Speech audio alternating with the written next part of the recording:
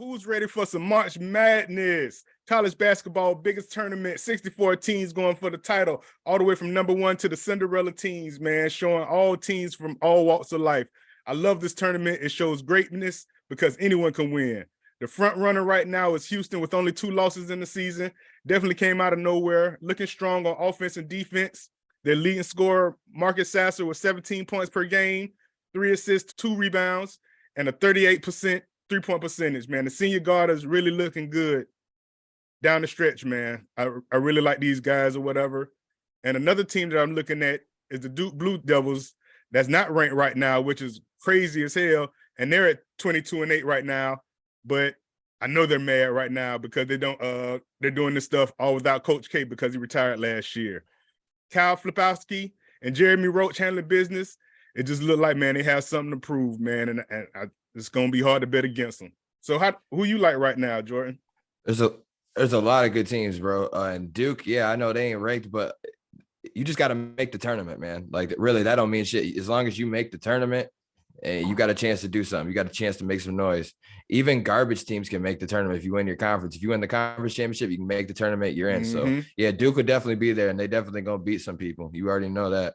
But right. March Madness, bro.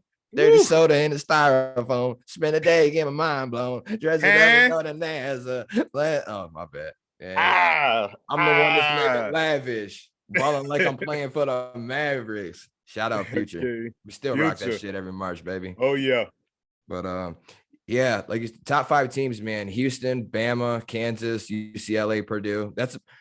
That's about appropriate for the rankings. Outside of them, everybody else, except for Purdue, has lost 5, but everybody else has lost at least 5-6 games. Teams are dropping games this season like bad habits, just dropping them, you know. But in the Big Ten, basketball is usually way better, man. But teams are beating themselves down in the Big Ten. Alabama is the only team ranked in the top 5 that has a top 50 scoring offense. Wow. They're the only team ranked in the top 5 that has a top 50 scoring offense, dude. And Houston's actually ranked number 1 in scoring defense. So that's what's really propelled them to their successful season. They've only lost to Bama and Temple. They let one slip away versus Temple.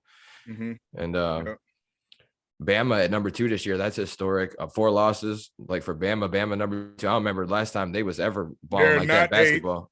Right. They're not a basketball team at all. Everything's football with Alabama. And that's the same with Houston too, bro. Houston hasn't been good since like the 80s. You feel me?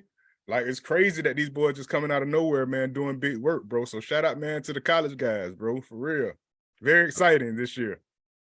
I mean, there's a little cause for pause in Bama and the reason why they're doing so good. I mean, we'll get to that on the next segment, but yeah, man. You got to watch out for Kansas too, the defending champs. Can't never write them off. Bill Self's always got them balling, man. So oh yeah, always. Can't never write them off. UCLA has, you know, a couple of guys, you know, that returned this year. You know, they got players that they're veterans in the college game, you know, on their team. You know what I'm saying? I'm expecting Michigan to make a decent run here. Like when they get in the tournament, they're second in the Big Ten right now with like 7 losses in the conference. Like and Purdue.